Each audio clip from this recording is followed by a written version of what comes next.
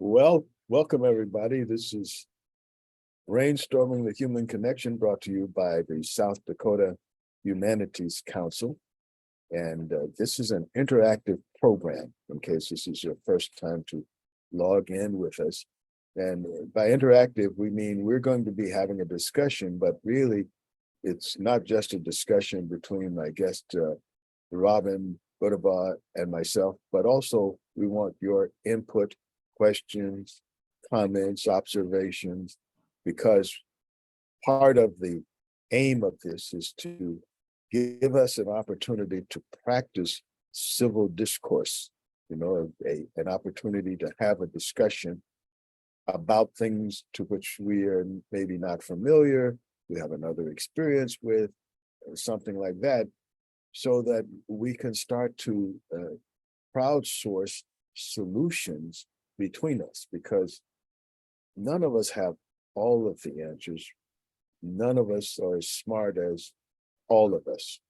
So if we can get everybody's input, the more people we can get their input and get used to sorting out and balancing things, takes a little bit of brain work, but it's possible. You don't have to be a genius to do it either.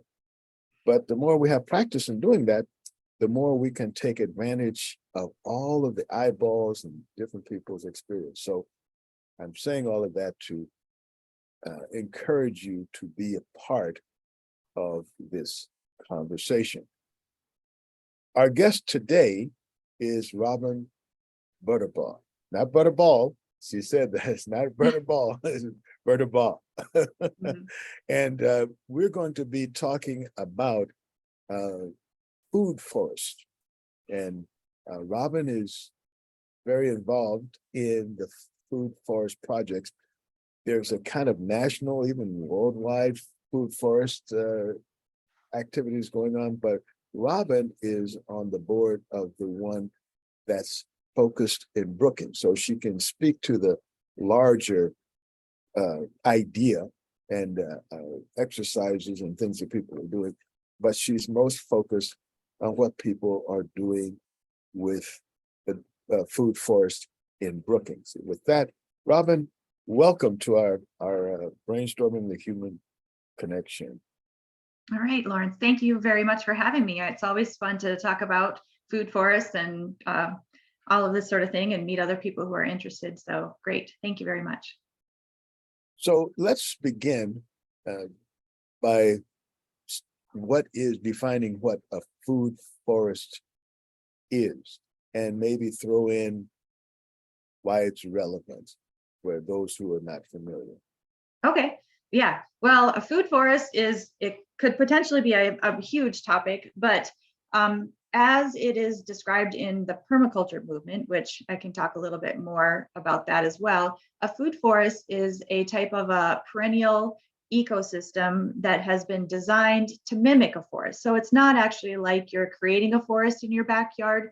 You're just implementing the layers that you would see in a forest in a way that is going to produce healthy, diverse ecosystems that are beautiful, but also beneficial for humans, producing food, but also producing habitat for wildlife and a lot of the other ecosystem benefits that a forest provides. Give us some examples of what a food forest might look like, feel like, compared to what we usually see. Okay, so when you think about a forest, you think about kind of a very dense green, maybe canopied forest that you walk into, and it's shaded and has a lot of woodland plants in it. And so it's a little bit different than that in the fact that if we're going to be growing fruit trees or nut trees in our food forest, we want it to be a little bit more open.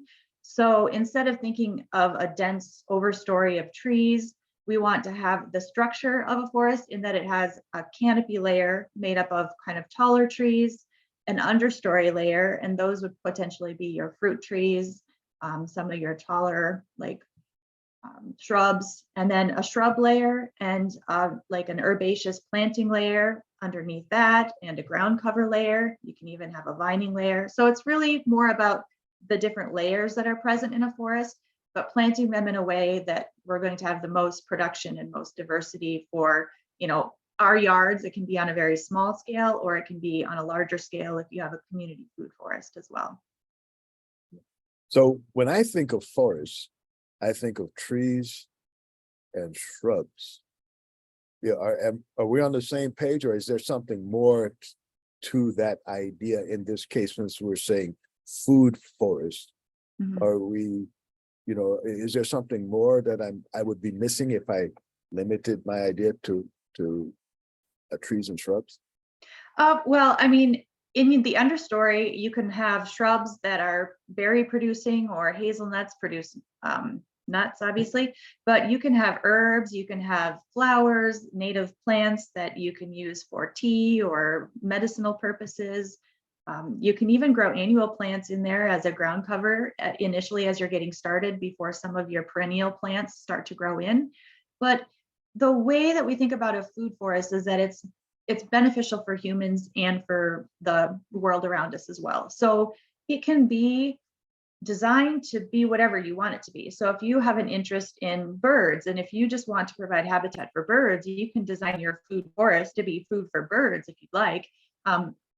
Typically, though, it's more on the human scale where you want to plant as many fruit trees and as many nut trees as you can, and then have different berry bushes, shrubs, and then edible plants that are part of the herb layer. So whether it's, culinary herbs, oregano, parsley, things that are perennial is the focus though. So the goal is to, with this type of a system, is to work with nature rather than against it. So in a typical garden, a lot of times we have a lot of inputs and we have a lot of labor that goes into that.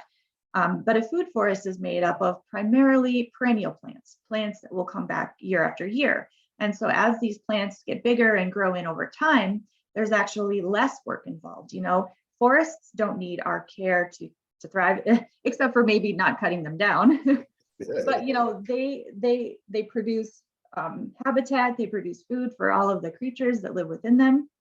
And so that's kind of the idea here, is to produce and kind of help create an ecosystem that is self-sustaining, but that is also beneficial for us as well. So as I said, working with nature, but not like imposing our will on nature, kind of co-creating this system with habitat and ecosystem services and water and carbon sequestration in mind, so that it can be beneficial for all of those involved. And it can be medicinal plants. You can have, if you are interested in fiberworks, you can have plants that are good for dyes for your fabrics or your yarn. If you want to have an orchard, you can have an orchard system that is designed on food, forest, and permaculture principles to help reduce the need for pest control and herbicide. So really the sky is the limit on what you can have in your food forest. It's just that the forest concept is that there's different layers involved, structural layers. Excellent. Now, I would like to get back to that, in terms of design and what we're putting into it, how it's like directly beneficial and, inputs, outputs, and that kind of thing, because I think, of course, that's the crux of the thing. Mm-hmm. But something that you're saying now raises a very interesting dilemma, I think, as far as a resistance factor. It seems like you could be up against let's say, a cultural barrier. And what I mean by that is we seem to have built into our culture that suffering and work is good for suffering and work's sake. And so when we try to institute something that there's some benefit without suffering and work, there seems to be an automatic resistance to that. The other thing is we also have a sense of we should play God. We should be forming things to our design and somehow kind of like demigods. And so we should bend. There's something that says we should be bending nature to our will. Mm-hmm. I'm wondering if that isn't, let's say, a resistance factor or creates some resistance to such a movement as you're describing. Mm-hmm. Yeah, I mean, that's definitely can be a part of it. I mean, right now, culturally, We have a lot of monoculture. We have agricultural fields that are all one thing, and we've kind of transferred that into our yards and our communities as well. We have the lawn is the goal, and then some very, very specific and few landscaping plants that people like to put in and that you see over and over again. But that's not the way the world was up until recently. If you think about any sort of ecosystem, if you think about the prairie, if you think about the rainforest, if you think about the ocean, I mean, all of those places are stronger and more resilient because of the diversity of life that they have there. And so, yeah, humans have kind of over the course of these last hundreds or a couple thousand years really come to dominate and have this view of nature as something that's other and it's external, and that we can, impart our will upon that to be protected. I mean, the goal or the idea behind it is just, kind of fear and wanting to be safe. And so we feel like we want to control these things, but I think it's going to take, and it might be a slow process, but it's just a change in perspective to realize that we can actually still, in our day and age, maintain our safety while improving the world and life and the habitat for the life around us as well, because we really aren't going to be able to sustain our kind of domineering attitudes for too much longer, because we're seeing ecosystem collapse all around us throughout the world.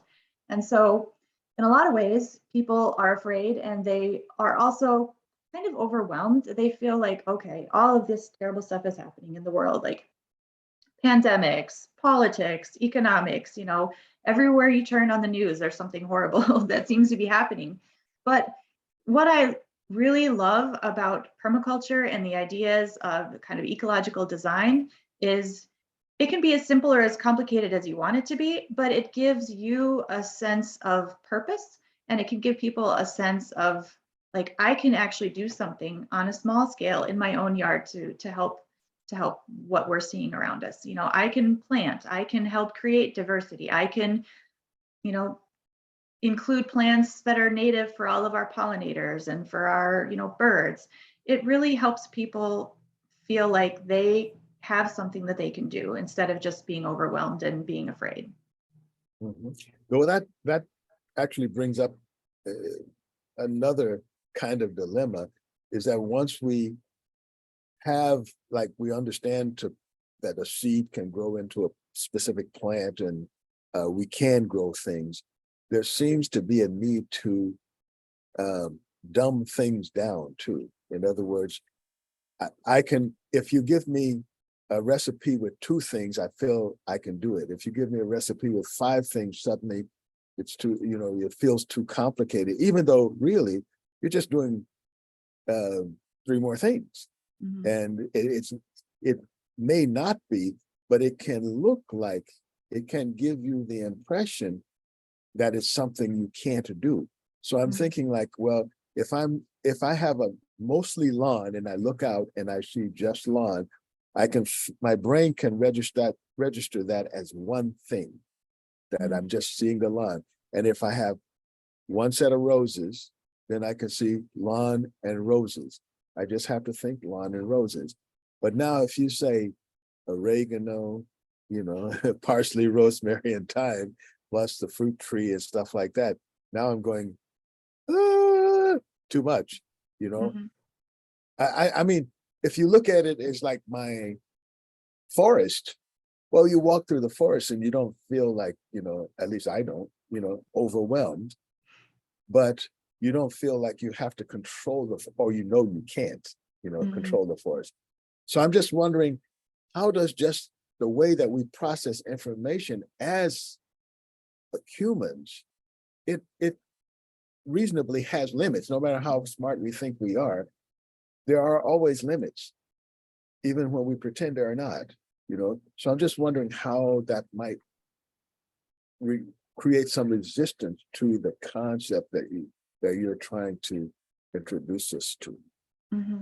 Well, I mean, that's a great point. The idea of a food forest can be overwhelming to people as far as trying to do that in their own yard, especially if they are not that comfortable with gardens and haven't had a garden before.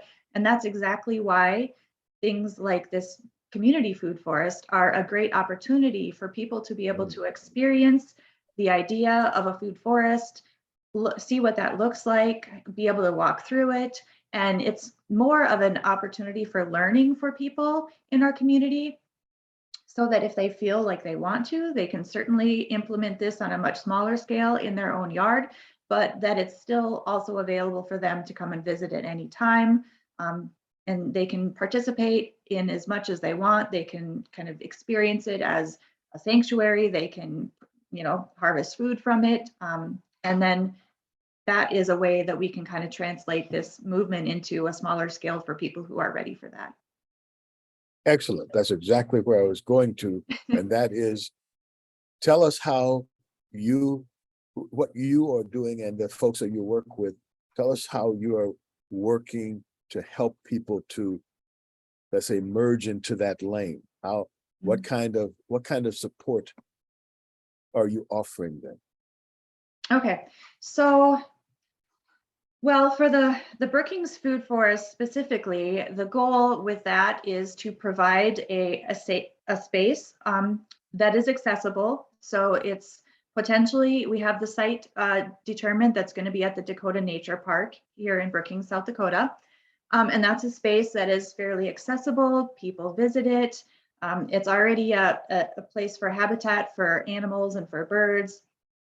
And then we will have planting, we'll have volunteer opportunities for people to participate if they're interested in that. And then with the goal ultimately of having workshops and programs there available. I mean, the nature park is a great space because it already has facilities and amenities there.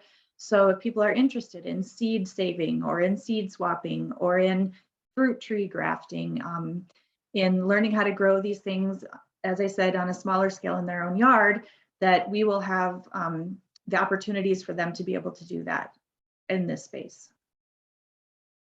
Would you have available like someone to, let's say, come to a community, one to just introduce the idea to, let's say, a group of people in their living room, because it's usually start with some handful of people. Mm-hmm. And or like if someone wanted, eventually spring will come to South Dakota. And so when it does, would there be people who might come up and say, look, let's say you find 5 people in your, let's say Roslyn. If I found 5 people in Roslyn who wanted to at least explore this idea, would there be someone who would be available to come up and maybe spend a day just saying, hey, this is how you lay it out. You go away or whatever, and we do the work collectively or whatever. And then later come back and check on us and say, hey, you did that, but, maybe you want to have chickens or something, like maybe you need like 2 more rows of oregano plants to keep the insects that don't like oregano out or something. I don't know. I'm just making it up on the fly here. Yep. Would that be a thing? Could that be possible? Well, I mean, it certainly is possible. Right now, the food forest that we're going to be working on in Brookings is going to be all volunteer driven. So it's a project that is a part of the Brookings Sustainability Council in partnership with the Brookings Park Department. And so all of the labor and all of that for now is going to be all volunteer. So as far as having people available to go, do workshops or seminars elsewhere, I really can't speak to that at this point. However, that is part of what Project Food Forest, the nonprofit that is based out of Sioux Falls, is working on as their mission. So Project Food Forest, of which I'm a board member, however, I do want to clarify that the Food Forest in Brookings isn't actually directly affiliated with Project Food Forest. So Project Food Forest was established to do that exactly. Their mission is to expand education and knowledge about edible landscaping with food forests in particular. In the Sioux Falls area is where it got started, and they have a demonstration food forest in Laverne, Minnesota. And so That is exactly what their mission is to provide those resources and the education for communities or interested people to be able to learn how to establish food forests where they're located. While you were talking, I noticed that my twin sister and co-conspirator Rhoda Burrows has joined us. And so do you know Rhoda? Yes, I do. Yeah, I don't know how you could be in food and not know Rhoda, but at any rate, she is an excellent resource for lots of things, Mhm. but I'm going to invite her to chime in as well if she has any resources that she could direct us to. At this point, I really want to open it up to our whole esteemed panel here to ask questions, insight, or whatever about this food forest project so far as you've learned today, or maybe you have other information too. Anybody? Questions? Answers? Queries? At any rate, we do have a chat portion of this Zoom, and you can see that usually down on the bottom of your screen. There's a button you push for chat. Some people pretend to be shy anyway. So you can add things if you have any kind of ideas. You can put them in the chat. Welcome, Rhoda. How you doing, Hello. dear? Not too bad. Good to see you. Good. Yeah. It's been too long. People are gonna not recognize us pretty soon. They used to mix us up, but pretty soon So yeah. So Rhoda, you've been listening to some of the things we've been talking about. Rhoda, by the way, is an extension agent. And what happened to Rhoda? Did she get knocked off? Oh, I don't see her now. She was there a minute ago. And then suddenly she went. Are you there, Rhoda? Oh, there she is. Okay, she's back now. Are you there? She might have a bandwidth problem. She's on the west No, river out I there. just There she is. Back. have a hit the wrong button problem. I do that all the time, and get weird results on all kinds of things. But are you familiar with any? Oh, by the way, Rhoda is an extension agent extraordinaire. We go way back and worked on a whole bunch of very interesting projects, and every time I can drop her name, I do, because I feel it gives me more status. But Rhoda, can you give us any kind of ideas about anything that the state is doing, or projects even around the state that might help in this idea of getting food forests started? Well, I was going to start with asking Robin, and I just got on, so I missed what was said, and I apologize. But if you have a feeling for how many people around the state are currently putting in food forests, I know that I get questions pop up here and there kind of sporadically. Yeah, as far as I know, there really aren't any here in South Dakota. I know Sioux Falls has worked kind of off and on trying to implement some food forests at different locations. Project Food Forest has kind of been a part of that. There's the one in Laverne, Minnesota, that's kind of under the direction of Project Food Forest, the Prairie Ally Food Forest, which I would encourage anybody to check out. It's a really amazing space, and they're doing a lot of good work there. But as far as anywhere else, Laverne, Minnesota, it's Prairie Ally. And I have a couple pictures of it here I have a few of the slides that might show some examples of that. But as far as I know, I don't know of anywhere else in South Dakota that is implementing a food forest. I know there's, go ahead. No, go ahead. I know there's fairly keen interest on some of the reservations. Oh, yep. Yeah, that's actually true. You're right. There are some places like the Thunder Valley CDC and places like that where they're doing some food forest work on the reservations. Yep. Because I know they presented about that at the local foods conference. a couple different times. Great. It occurs to me though that, you know, when you're doing a concerted effort and like a community garden, which I'm all for, by the way, but in lieu of that, and one of the ways to merge into the lane is to use the property that you have. And many of us have lawns, you know, and we have space, even if it's a small space, we have a space that we can do things. I think it's really the idea and the concept that's lacking, not the space.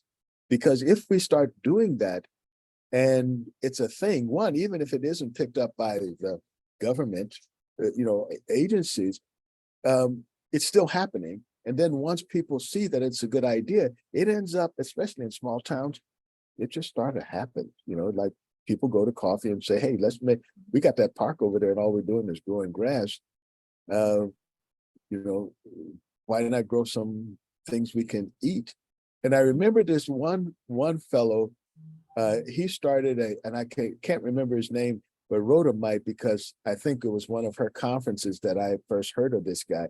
He started an urban garden, and he noticed that there were all of these like places where they would, like the sidewalk would break or something like this. And this was like an inner city kind of thing. And he started like, and there would be empty lots and stuff like that. And he just started planting stuff. And people would ask him, they said, well, what if people just come by and take the food that you grew? And he said, that's the whole point. Yep. Yeah, we hope they come by. And it was like a completely baffling idea, but it caught on, you know, it caught on. So I'm just wondering if like the food, you know, forest idea can start in South Dakota with just people's lawns and then just move into that's what we do. Right. I think sometimes people get intimidated by the whole concept of we have to have all these pieces meshed together. And Yes. you can kind of get your foot in the door just by, you know, starting with planting a few fruit trees, for example, and you can plant some, you know, currants underneath. They're fairly shade tolerant, or, you know, just, you don't have to do the whole 9 yards at once. You can just start gradually and piece by piece put it together. Yeah. I think it's useful, and I agree with you 100%, Rhoda, but I think it's also useful that if people start to you introduce a concept in the process, so the one, people feel validated in what they're doing, but then the other thing is they can have a global kind of plan and then get other people to do it. And I'm thinking of that because that's exactly what I want to do in my lawn, is replace it with trees and mushrooms, you know, and not to mention some, you know, some oregano, because that seems to, oregano and mint, Yeah. they're almost as hardy as marijuana, you know. They will just keep growing, you know. Yeah. Go ahead, Robin. Oh, I was going to say, well, I mean, and part of the idea of not only the community food forest, but doing that in your own lawn, if you know, have the knowledge and you feel comfortable doing that, is a way to build community. I mean, it's a way to share what you know and to have your neighbors come up and ask questions about it. And hopefully they're not the ones that are going to complain, but I think that's why one thing that I was really interested in doing when I first started learning about permaculture was how to make it look good, how to make it aesthetically pleasing. Because if you kind of are in the permaculture circles, everybody's really excited about having these giant forest gardens, but they look like a big, maybe tangled, like somewhere that you don't want to go into. It's kind of scary. So the major complaint, and maybe not the drawback, but the thing that might make your neighbors a little concerned is it going to look okay? Is it going to be aesthetically pleasing? And so that was kind of my goal when I then went back to school in natural resources management, is how can I make, you know, help communities develop food forests, but in a way that's going to be accepted and that's going to be wanted, you know. how can you design a little miniature food forest in your yard so that it's a space where you can build community and build fellowship with your neighbors, teach them, share plants. It can be more of a learning experience and a community building experience, not just what can I get from these fruit trees for myself. Well, that brings up an interesting point too. So in my effort to do this for a while now, one of the things that happens is I have rhubarb, which if you can't grow rhubarb in South Dakota, probably you should give up on any kind of gardening. Let me put that out there. Then the other thing is I had some plum trees that were native plum trees that I actually got from contacts on the res. They had a whole bunch they were putting in, and I helped them to plant it. And they said, "Hey, do you want some of these to take home?" And I said, "Yeah." And so 2 or 3 of my neighbors, I had more than I could use. 2 or 3 of my neighbors planted them in there, but there were more plums than I could ever use. But people didn't know. They were just sort of, and the rhubarb was way more than I could use. So the question is now, how do you morph into saying to your neighbors, don't ask me for any, just take it. If you see it out there and it's on the tree, if you see rhubarb that's growing, and maybe it just occurred to me, maybe I need to put one of those signs like the Hells Angels used to put, "Steal this bike," Well, I could say, "Steal this food," Mm-hmm. Yeah, that's exactly it. I know my neighbor has a little herb garden right next to her sidewalk in her yard, and it says "Little Free Herb Garden," and encouraging people to come and share what she has growing there. So I think that's part of it, is just how do we share that with people, and having a sign in your yard saying, "Ask me about my food forest," or "Please take all fruit that you see on this tree," is a good way to get started with that. Yep. I would say it's either you or the birds. Somebody's going to get it. Yep. So if you take it, Yep. everybody can have it. And if the birds take it, at least I can eat them. So I don't care. Yep. And we have a lot of community organizations that would welcome food as well. We have the Harvest Table and Feeding Brookings, and places where you can donate food. And I actually have a colleague that I work with in the previous place that she lived. She actually had an organization that she worked to start that helped glean from excess fruit. So it wasn't just anybody can go and take fruit from somebody's tree, but if people had a fruit tree or had plants that they had that were extra, they would contact her organization, and she would have volunteers arrange to go and harvest that fruit or those vegetables and then take them to an organization in need. So that's certainly a possibility too, if you don't know what to do with all the fruit that you're getting. Excellent. I want to point out to folks that in the chat session sector, there is a lot of links to permaculture and the kind of things we've been talking about, resources. It is a thing. It's around the world. So it's not, it may be new to you, but it's not new. I see Angie has opened up her mic. Angie, you have something to contribute to our esteemed conversation. Yes, I do. I just want to kind of piggyback off of some of the topics we've been talking about. University of Florida, they do this program where they grow strawberries, and every Wednesday community members come in and they sign up for a row or 2 rows per year, and every week they come and they pick strawberries, and you can invite your neighbors. There was 6 of us that were working on 2 rows. It took us 3 hours to pick the strawberries off the rows. And we filled up 3 vehicles of strawberries, and it was all for free, but it was a program. So I don't know if there's something like that where you can make it, it's a little more organized there, where they have someone, planting and doing the work and having the community members come in. But it was just fascinating to see people of all ages working together, going down these rows of strawberries. It was just I went to go on vacation. It was just very healing. It was the best part of my whole trip. Yeah. Excellent. Yeah, the opportunities for that sort of thing are really limitless as far as how we can engage the community, how we can engage, different clubs, different youth groups, and really share with them about, what's going on in the world, and also, how to what to do with all of this produce.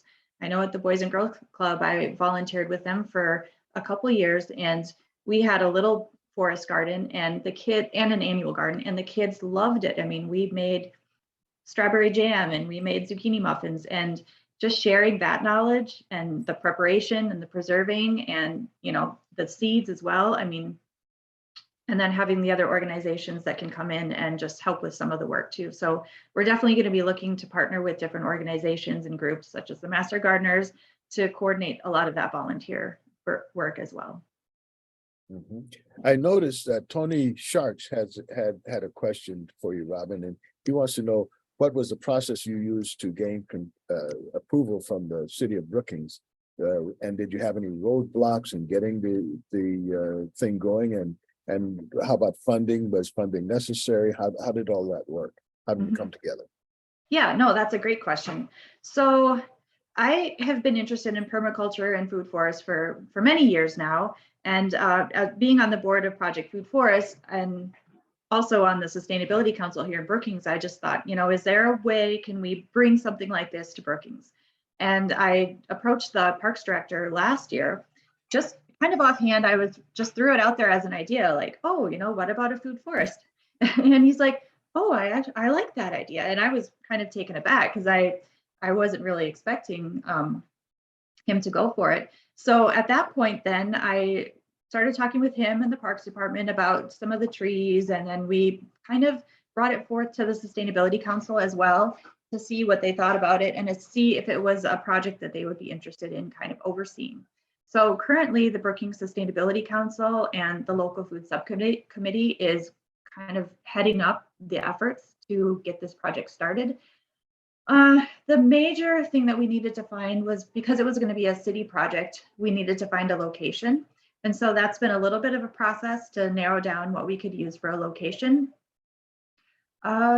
Visiting with the Parks Department and looking at the different options for parks in Brookings, we had, I don't know, maybe 7 or 8 different ideas. And then we kind of went through a process of what are the pros and cons of each. An important part for me was going to be accessibility. And so one thing about the nature park is I was hoping it would be a little bit more centrally located, but I think we still have a lot of community members that are able to get out there and access it and have parking and stuff there. But the things that we were looking for were, bathrooms, water, parking, the space available. I mean, and it didn't have to be a big space. I mean, we could have done a demonstration food forest even in just kind of a city lot, but we went through the process with the Parks Department of kind of narrowing down to 2 different locations. They had the idea of the community gardens as a location, and then also the Dakota Nature Park as a location. And the community gardens would have been good as well because there's a lot of space there. People come out there to have vegetable gardens. But the nature park, I guess, has a lot more people who go out there not necessarily looking to garden. So people who go to the community gardens usually already have a garden out there. But the nature park has people that come and visit from out of town, and people who may not have ever thought about having a garden are going to be able to walk by that spot and see what we're doing out there. And so that's kind of ultimately how we chose the nature park. We did have to go through the process of getting approval from the Sustainability Council. And then I also presented it to the Brookings Park Board as well, and they approved the nature park as a location. So it was just kind of approaching the city with the idea, working through the Sustainability Council, narrowing it down, and then getting approval from the Park Board as well. And then now we do have a one final hurdle. The thing that we want to do is, because it's at the nature park, which is near the site of the old landfill, we are going to be doing some soil testing out there too, to make sure that it's going to be suitable for growing food.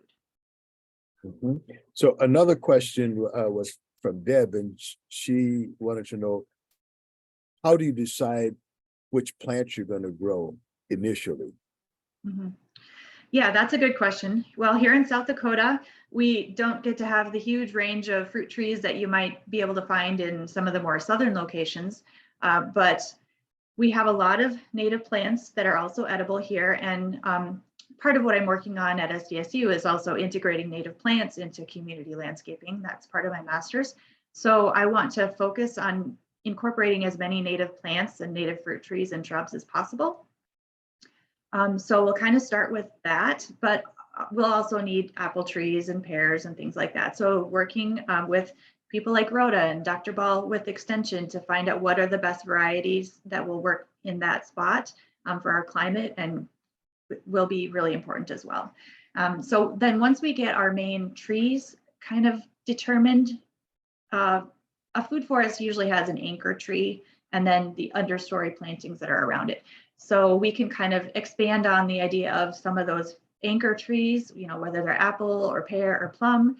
And then once we have those chosen, kind of duplicate the growing plant guilds that are surrounding it. So it's kind of like companion planting, but in a food forest style. So once we have some of those decided, then we can kind of expand those smaller guilds into that whole space.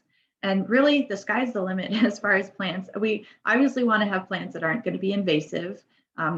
I'd like to have a good mix of native pollinator plants, but then also edible plants. You know, alliums are good. So onions, garlic, chives, those sorts of things are really good in a food forest planting because they help draw beneficial insects, but they also kind of can help repel some of the pests that you don't want as well. Rhoda, could you talk about any resources the Extension Department might have that could help in this process? I know one of my friends who's working in that area, he's not with the Extension, but he's with like a county deal. Every year they have like plant trees that they give away or sell cheaply. I just Right. functionally Conservation so can you district. talk about some? Yes, right. And can you talk about any resources as far as like even just like to tell people which trees can grow? Are those resources organized someplace where people can get to them? Or people? Right. I'm trying to think if John Ball has any of his materials for recommended varieties up on the internet, and I'm not certain about that, but he does have his South Dakota tree book, which is a good one to access. I'd recommend you keep it in your library, your local library. If you don't have it, a personal copy, it's about $60, I think. So it's a little bit of an investment. But the conservation districts are also, you know, a great source for information, and generally they're not going to sell stuff that's not going to grow. so they're a good one. As far as the fruit side of things, if you go to extension.sdstate.edu and type in the search fruit, or go to the yard and garden and drop down, our current variety information for fruit I'm updating right now, so but it'll give you a lot of the tried and true standards. Do you have something like that you could drop in our chat, or can Carolyn, could you put it in, or yeah, I can so do that that. people can get it? Because I think that's where it starts. Mostly people just don't, they want to do things, but they just quite don't know quite how. So if people can get it, are these things you go to your local nursery and get? Are they trees that I mean, where do you get the varieties once you learn what they are? Where do you resource them? On the fruit trees, the ones that I've recommended, I've tried to pick ones that generally are available in, you know, a good landscape nursery. But if you want to go into some of the heritage varieties, for example, you might have to order them in, either online or talk to your nursery and see if they can get them in.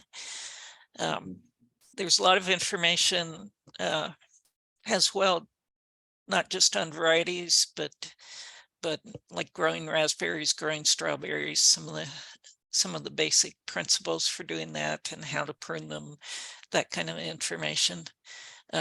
Your local master gardeners are also a very good source of information, what's done well for them in the area. What you can grow up in Sisseton is going to be quite a bit different than what they can grow in Yankton. And Yeah, you don't see too many banana plants up in Roslyn. There, you got to go all the way down there Vermilion or Yankton before you get to bananas and vanillas. peach trees are always people want to Yeah. push the envelope there, and some are successful, but not very many. Not many. Yeah. The other thing I was going to mention or ask Robin is, have you had to fence off your plots over in Brookings? Because if they were in Rapid, you definitely would have to have deer fence around it. Yeah, well, we don't have anything planted yet. We're still kind of in the early planning stages, but that's part of the idea. And talking with the Parks Department is that they've definitely recommended having the tree guards around all of the trees for especially these first few years to protect them from deer and rabbits out at the nature park. So yeah, that's definitely something we're going to be doing, if not just the individual tree guards, but maybe even some fencing around the tree that's a little bit bigger with the chicken wire or whatever else is available. So we're currently Rottweilers are pretty good too. yeah. I had a little Juneberry that I planted about 12 years ago when I moved to Rapid, and it stayed about 3 foot tall because every spring the deer would come through and pick off those nice new growth. I finally got smart and put a good size fence around it this year. You know, I'd spray it with the horrible smelling spray that deters deers for a few days, but this time I got serious, and it's starting to grow now. So oh, nice. Yeah, I know even with our winter that we've had this year, you know, a lot of the snow drifts have allowed the rabbits to just crawl right up to above the tree guards. So a lot of people have had problems with their fruit trees this year, but hopefully, you know, we won't have quite as tall of snow drifts every winter. So we can give our plants a little bit of a head start before it gets too bad. But yeah, that's certainly something we're going to be planning for. One of the things I noticed that people did in Japan, and I think people do it here too, is they use tree nets. So even if you're going to have rabbits, once you have the nets over the tree that you put in, let's say in the fall or whenever, even if you have drifts that come up, it's like even if they try to go through those nets, they usually get tangled up in there, and then that's rabbit soup. Yeah, I'm not really sure if the nets are something that we'll be going for here. We'll see. Because we currently, you know, it's going to be volunteer, and we're going to be sourcing most of our funding from grants and other organizations and things like that. So, you know, we're just going to start small and see how much we can implement and then add over time. Excellent. Any other questions or comments from folks to enlarge this conversation before I get on to more other things? Lawrence, if you're okay, yeah, sure, go ahead. If you're looking for purpose for your wild plum, I'm sure there'd be some local winemakers that would love to have them. Yes, well, that's actually, it's interesting you should say that, Rhoda, because that's one of the things that happened one year. One of my neighbor's son he's a beer maker. That's I mean, that's what he focuses on. But he saw all of these extra plums on that tree, and he talked to his father-in-law, and his father-in-law and I are good friends, and he just said, hey, your kids want to come over and take some, would it be okay? And I said, how much do I have to pay them to take them? Because, you know, and so they took it, and I mean, it's fruit, so it's not beer, it's wine. But yes, it makes excellent, you know, and they are wild ones. They were native South Dakota plums, and they have a particular kind of flavor to them and the flavor is excellent. Unfortunately, the grapes that I grew actually grew up the tree and choked it off. It killed the tree. I mean, it was like something I didn't expect. You know, I expect rabbits, but I didn't expect another plant. And there was no grapes on that vine that went up the tree. It just like, we don't want you here because you're shading us. Go up the tree and wrap around the tree, kill the tree, at least on that side. Now, the other side, there was still stuff, but on the side of the grapevine, it just killed that tree. Very interesting thing to watch. Anyone else? Lawrence, I just wanted to let Yes. everyone know, I put in the chat a link to the PowerPoint presentation that Robin had prepared for this. So that's what that is. Just wanted everyone to know. Okay, great. Yeah. Let's talk about the native plants in terms of designing or even thinking about the concept of doing a food forest. Where do native plants fit, and how does one find relevant and sort of co-mingling native plants? Okay, well, of course, native plants fit because they evolved here. You know, they are adapted to our environment, they're adapted to our soils and our weather conditions. So they're typically can be hardier than a lot of the other plants, you know, like your plums, you know, plum thickets were a part of our prairie. So those plants are able to support the insects and the birds and the wildlife that are here as well. So it's kind of integrating very smoothly into the ecosystem. So yeah, the NRCS, and there are a lot of other places where you can find native plants. Actually, the Native Plant Initiative at South Dakota State University has more of the native flowers. So the typical species that you would find here in the prairie are available through the Native Plant Initiative. So those are good for pollinator resources for, you know, our native bees, for honeybees, for butterflies, all kinds of different insect species. And so that's one place that people can go to find native plants if they want for their home landscaping as well. So part of the food forest structure, usually you have a tree. So whether that's a native tree or a apple tree that's not necessarily native. And then you have the understory, which you can find native currants, native shrubs that can go underneath there. And then nitrogen fixers are another important component of a food forest. So trying to integrate plants that provide like mulch and add fertility to the system and can provide nutrients to the system and then draw beneficial insects. So a lot of their native plants are going to help, you know, bring in the diversity that's going to create more of the ecosystem that we're looking for in a food forest. Okay, so how do people, is there a link or something like that that we can, because that goes by pretty quick, you know, for people to grab onto. Right, yeah, I can find a link or for the Native Plant Initiative and Okay, put it into the chat. Right. But yeah, And- so native plants are becoming more popular now. People are realizing how important that they are.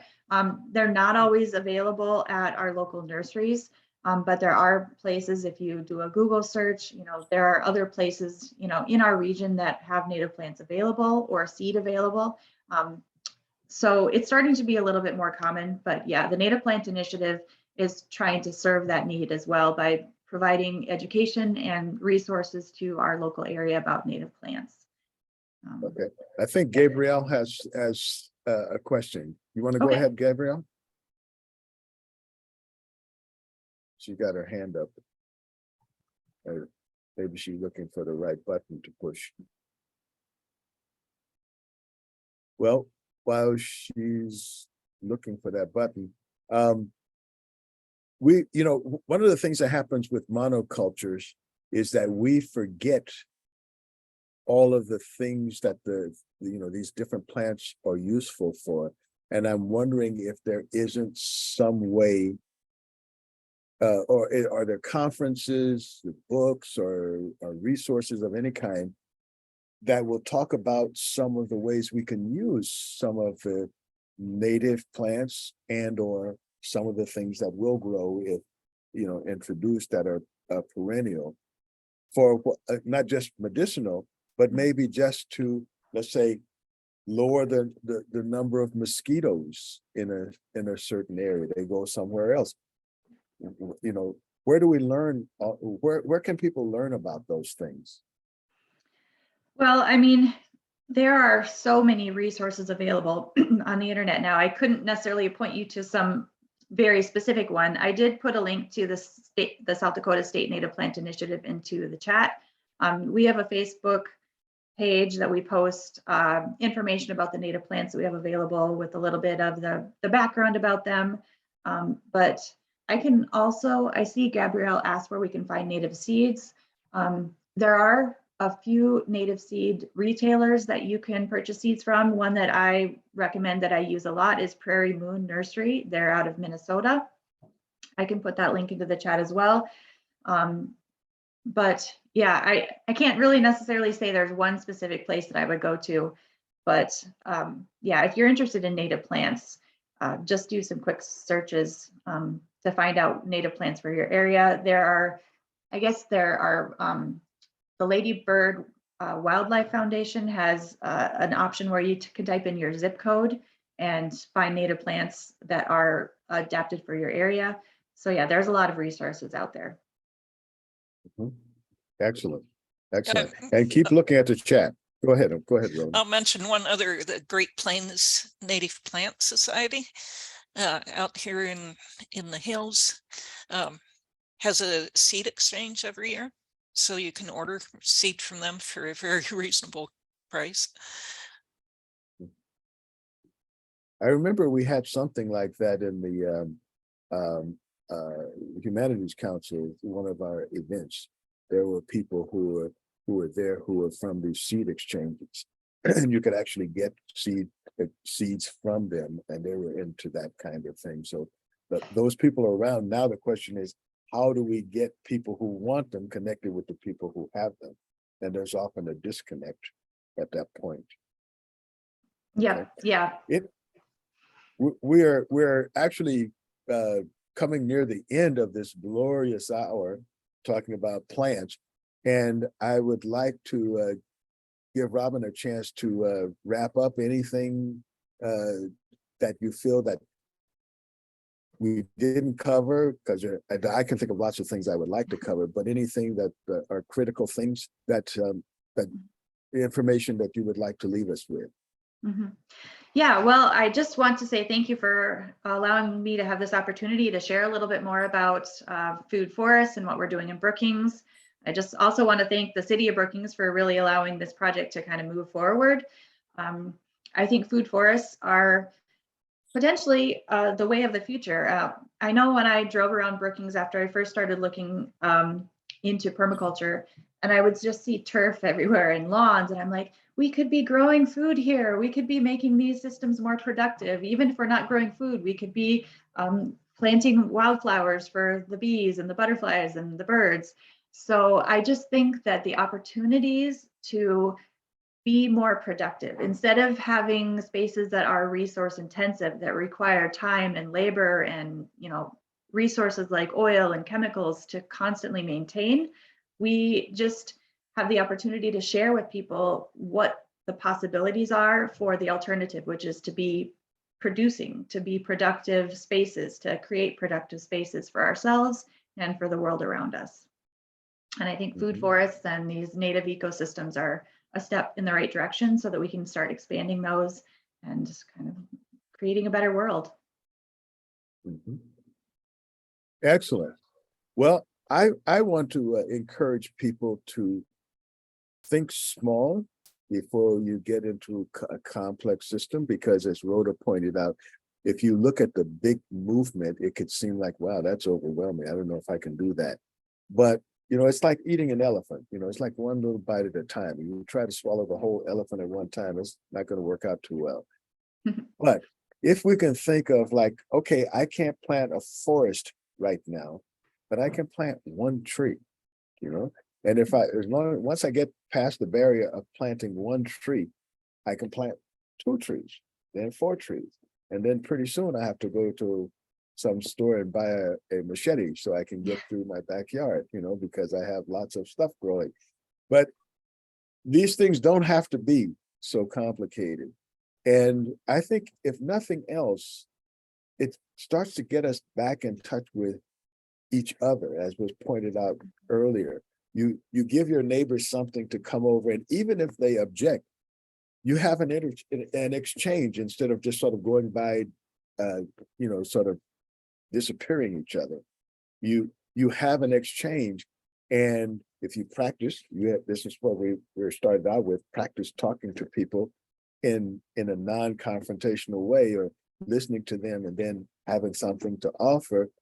When you understand what you're doing, you have a chance to share this kind of information. Thank you so much, Robin, for bringing this to us. Thank you, Rhoda, for chiming in, because I know you guys should be like in contact with Rhoda. She's doing some amazing stuff out there, and has been for years. So, we got these resources. Now we have to find them and use them and share them with others. Thanks everyone for joining us. See you next time, same station, same time, for more brainstorming. See you next week, brand new show. All right, thank you.